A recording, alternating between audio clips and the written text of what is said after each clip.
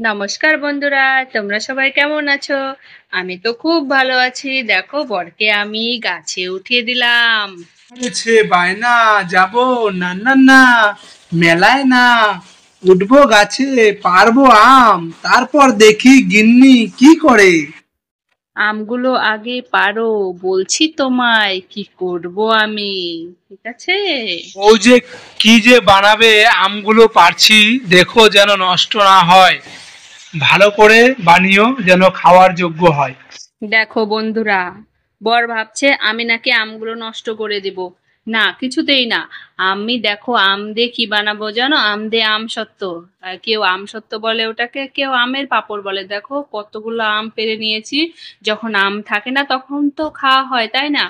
বলো, আমার এই ভিডিওটা কেমন লাগলো তোমরা অবশ্যই কমেন্ট করে জানাবে।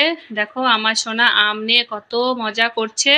চলো, ভিডিওটা আজকে এই পর্যন্তই। Tata, bye bye.